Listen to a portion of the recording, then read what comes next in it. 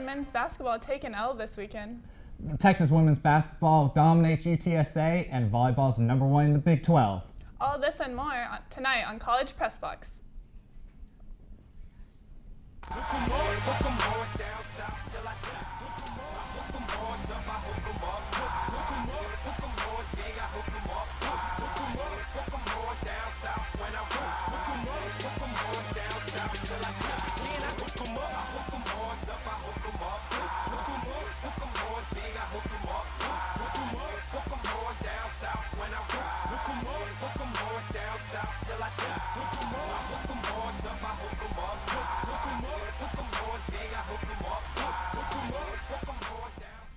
Welcome back to the best sports show on the 40 Acres. I'm your host, Kylie Badgley, here with Matt Adams. Matt, how was your weekend?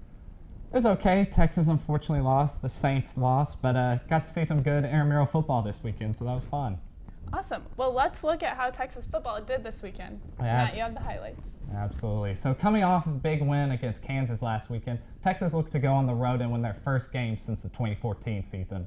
Texas, however, managed to fumble their chance in West Virginia. Let's take a look at the highlights, shall we? And in the first quarter, Texas up 3-0, but Deonta Foreman there fumbles the football, and West Virginia manages to pick it up and take it all the way to the house. West Virginia up 7-3 in the first quarter. However, Texas would respond and prepare on the next play. Deonta Foreman goes for a revenge run, and he scores on a 65-yard touchdown, and Texas is up 10-7 at this point.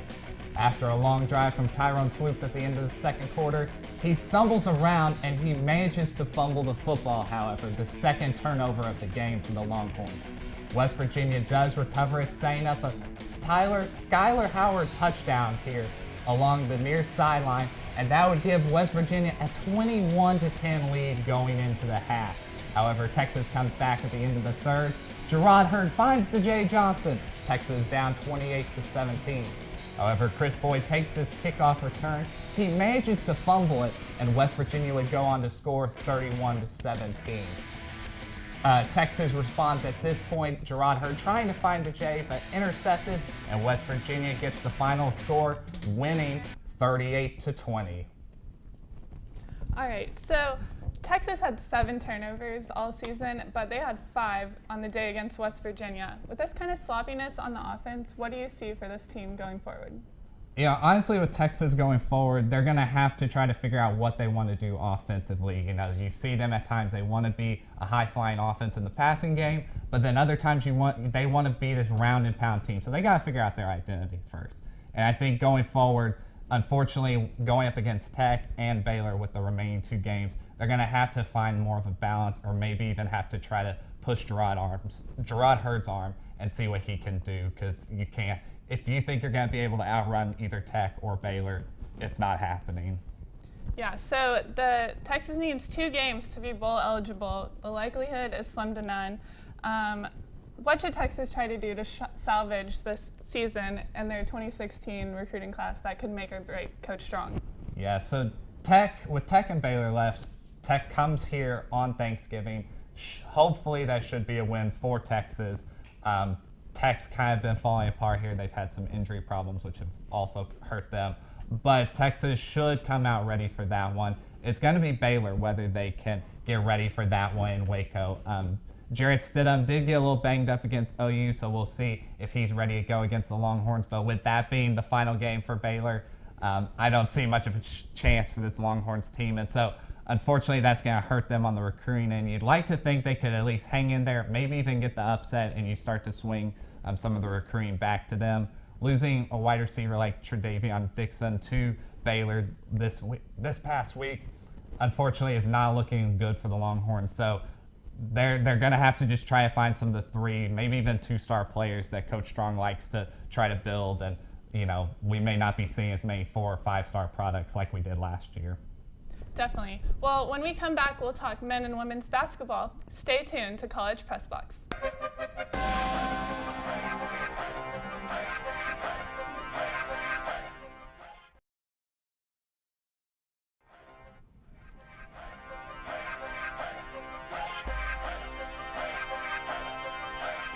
Welcome back to College Press Box. Friday night, men's basketball fell to the Washington Huskies in China 77-71. Isaiah Taylor matched his career high of 27 points. Cameron Ridley got in some foul trouble, but also had a career high of 7 block shots. I'm sure some fans would like to chalk the loss up to jet lag. We have basketball analyst Caden Kinard in the studio with us. The 13-season opening game win streak came to an end in China under the Shaka Smart era. After all the hype surrounding the team, what surprised you about this loss against China, Caden? Man, this game was just hard to watch. Six assists for the entire game is just not good enough. With Shaka's faster-paced system, there's a lot of gaps when the ball is swung side to side. However, the ball just kind of stuck in players' hands. Too much dribbling, too much pressing, too much trying to make hero plays instead of simple plays. They were just trying too hard. It was most evident with the freshman Eric Davis, who got the start, Tevin Mack, and Kerwin Roach. They shot a combined 4 of 18. The team's overall shooting rows, they will improve. They were too bad not to, but if they don't get much better, it won't get much better if the ball movement does not improve. A good surprising element is how hard the team attacked the basket. Texas shot 48 free throws, and even though they only made 64% of them, the team noticed their shooting inability and went to the rack, which is a nice adjustment for a team to recognize their shortcomings. And credit Shaka. Overall, it wasn't an inspiring performance from Shaka's team. They struggled in the half court offensively, and players seem to be thinking too much, but it is the first game. Don't put too much credence into game one in China. This team has too much talent to not succeed. Matt, any thoughts? I definitely agree with Kaden on that. This is only game one. You look at what Texas was able to do. They struggled in the first half, picked up some things in the second half, but I think what really stood out to me, that's 6 assists. You can't do that in a game and think you're going to be able to win against even a team like Washington, but certainly going forward against OU or Kansas. But defensively surprised me the most. We've heard a lot about Shaka and the havoc defense and stuff, but you just seemed like they were really kind of behind. Yes, I know Cam Ridley had 6 blocks, but at the end of the day, they still gave up too many points to a Washington team. Washington was very balanced offensively. Several guys in double digits, and a couple more were close to it. So there was too much scoring that this Texas team gave up, and we saw that too many times last year. So can Texas kind of improve that and kind of shut down some of the scoring and hopefully be able to get more wins? All right, well, Isaiah Taylor lit it up with 27 points and 7 rebounds, despite being limited due to foul trouble. Can Texas rely on Taylor to carry this team and be an elite player, or will someone else need to step up? Absolutely. The Nike Academy invited Taylor to their summer camp. Taylor also was invited to the LeBron James Skill Academy. This was an unheralded recruit from Taylor, and he moved from California to Texas betting on himself, and now he's a first-round grade for the NBA draft. Before, Taylor's range hindered him in previous seasons, but at each one of these camps, he improved his jump shot and drew praise from every single one of them. Against Washington, he only shot 2 threes, making 1, but shot 12 for 15 from the free throw line, shows his improvement. Under Rick Barnes last year, Taylor solely created the offense for Texas. He attacks the rim relentlessly and did against Washington. Now with Shaka, Taylor has more space to operate than ever before. The 0 assists is a little disheartening. He needs to get others involved, especially with his ball dominance. Now Shaka's system does produce ball movement, so I wouldn't worry too much about it. Going forward, yeah, Texas can rely on Taylor, but basketball definitely requires multiple players to produce each night. Luckily, Texas is a deep team, but if Taylor's going to control the ball so much, it's on him to get others involved. I definitely agree, Caden. Matt, do you have anything before we move on to the women? Yeah, I definitely, for sure, Isaiah Taylor's the best player right now, but going forward, you have to be able to get guards like DeMarcus Holland and Kendall Yancey Harris involved. As much as you want to rely on the big man like Cameron Ridley, Prince Ebay, they're not going to be able to cut it. Ridley cannot cut it down low. So you're going to have to rely on some of your outside perimeter guys and be able to work the scoring that way. I think, maybe going forward you can start working some stuff into Cam Ridley. I mean, he did a pretty decent job at the free throw lines for once, but I just don't think he's a guy we can all get excited about. You have to rely on the guard play in this kind of an offense and this kind of a team of Shaka Smarts to be able to survive. All right, well, our very own Eric Goodman went to the Texas Women's Basketball Media Day. Let's take a look. The Texas women's basketball team starts the year off ranked 12th in the nation and behind only Baylor for top team in the Big 12. One of Kara Naston's top all-time recruiting classes this year, consisting of 2 5-star and 1 4-star prospects, have given the team an added boost of excitement and high expectations going into the regular season. We're ready to play. I think we have an exciting group of young players, the best mix that we've had since we've been here. Coach Aston didn't have to go far at all to find her top recruit, nabbing star guard LaShawn Higgs from Cedar Ridge High School in Round Rock, Texas, less than 20 miles from the 40 acres. I've been waiting a very long time to come here and be here. I'm just really excited about this season and, to play with the seniors at least for a year and just, do some special things together. Texas returns Impact center Imani Boyette, who is coming off a junior season that saw her named to the All-Big 12 first team, as well as Big 12 Female Sports Person of the Year. It's exciting to see her out there, I can tell you that, because it's the first time that she's been full strength in preseason. So the potential for her to have a tremendous year is absolutely there, and that's obviously exciting because Imani is a difference maker. We're just clicking really well. I think going into this season, I felt more comfortable, with my team than I have the previous 2 seasons, just because we're fun. We love being around each other, and we love being on the court together. It remains to be seen if the locker room chemistry will translate into cohesive play on the court, but with top-tier talent on the roster, Texas will have wide eyes set on an April trip to Indianapolis for the Final Four. For College Press Box, Eric Goodman. Women's basketball won big against UT San Antonio in their season opener this weekend. Brooke McCarty and Imani Boyette seem to be the leading team. Let's take a look at some highlights. Brooke McCarty and the Longhorn women's basketball team are back at the drum for their season opener against UTSA. Texas center Imani Boyette knocks one down from behind the three-point arc, Texas 6-0. Boyette was productive on both sides of the court as she sends a shot to Akanu Ulanu into the stands. UTSA starts to chip away at the Longhorns' lead as freshman point guard Alexis Dukes lets this one fly from long distance. Texas would quickly silence UTSA as Brooke McCarty knocks down the wide-open corner 3, nothing but net. Texas 15-8. Empress Davenport is able to get the rebound to give the Longhorns a 24-11 lead.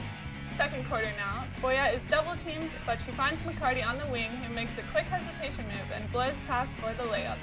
McCarty was too much for UTSA as she finished with a game-high 22 points and led the Longhorns to a 90-53 victory. The women are off to a great start this year. The Longhorn team made it to the Sweet 16 of women's tournament before being crushed by national championship UConn Huskies. UT was playing UTSA, but what stood out to make this a Longhorn team that could go deep in the tournament? Caden?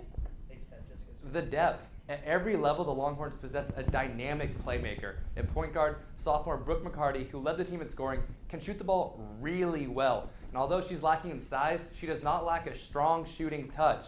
Defensively, she's so quick and cuts off ball handlers with ease, really making them change directions. And on the wing, there's Empress Davenport, who's clearly one of the most athletic players on this team.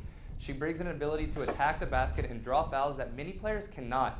And if Texas is struggling to get a shot, look for Empress to get a more featured role. And on the interior, Imani Boyette, the artist formerly known as Imani McGee Stafford, she's unbelievable. First, congrats on her marriage to Paul Boyette, the defensive lineman on the football team. Just think of the babies, the athletic babies they're going to produce. But then Imani's a borderline All-American candidate. She's crazy long, disrupts every shot in the paint, and she could grab any rebound. And I haven't even mentioned the top 5 recruiting class led by LaShawn Higgs, who comes off the bench. There doesn't seem to be much that this team is lacking. How far they go depends on Coach Aston. Thanks for being on, Caden. We really appreciate your input on the show. After the break, we'll talk about all the other excitement that went on in the world of UT sports over the weekend.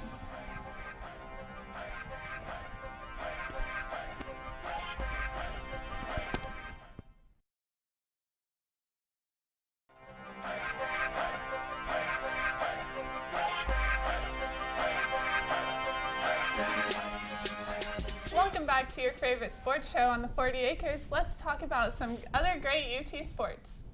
Wednesday night, the Longhorn volleyball team regained their #1 spot in the Big 12 when they won in 5 against Kansas. Paulina Sarame and Amy Neal led with 21 kills each. Saturday night, volleyball swept Iowa State in Ames.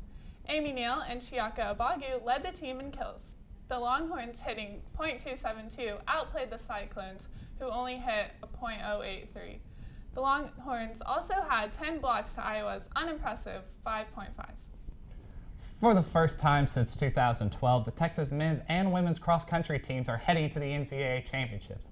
At the NCAA South Central Regional Championships, the Longhorns finished second place in both men's and women's to earn spots to automatically advance to the national championship. The Texas women's were led by a trio of Mary Beth Hamilton, Hannah Grubb, and Sandy Raines, finishing in the top 16, 17, 18 spots to vault the Longhorns into second place. On the men's side, sophomore Jacob Pickle and senior Brady Tumble finished 5th and 7th respectively.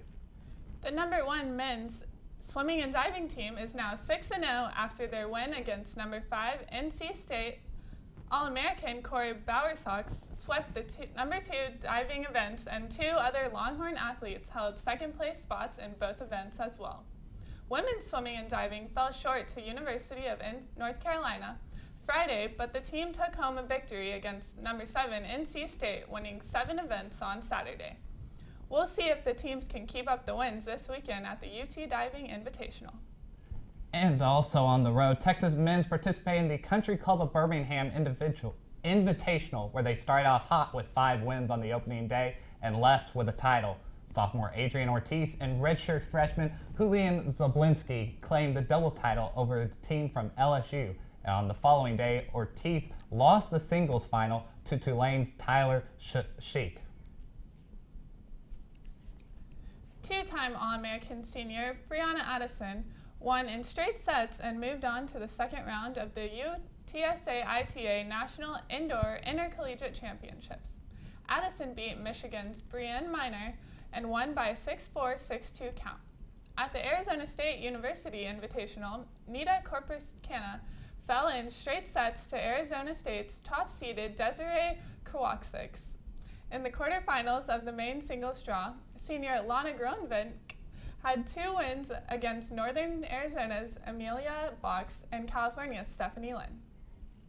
And Texas softball wrapped up its fall campaign with a win last Tuesday, winning 11-0 over St. Edward's Hilltoppers and finishing with a 6-1 record. The Longhorns came out swinging in the first inning, scoring 7-0, and a surge in the third with double from senior center fielder Lindsey Stevens extended the lead to the final score of 11-0. Sophomore pitcher Paige Von Sprecken was on the mound for the first 3 innings and allowed only 1 hit and struck out 3. Junior Tiara Davis relief work continued on dominance by holding on to the shutout and striking out 6 more Hilltoppers. Now folks, stay tuned and don't go anywhere, because when we come back, we'll take a look at Freddie Steinmark's life in My All-American and the Lone Star Showdown in intramural football.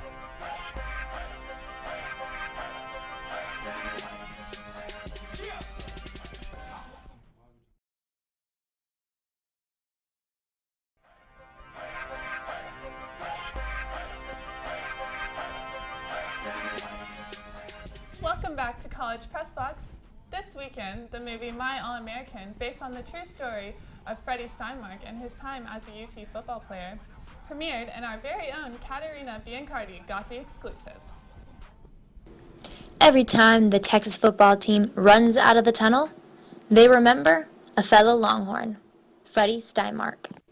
The triumphant story of the undersized Texas safety was brought to life by none other than the screenwriter of Rudy and Hoosier's Angela Pizzo.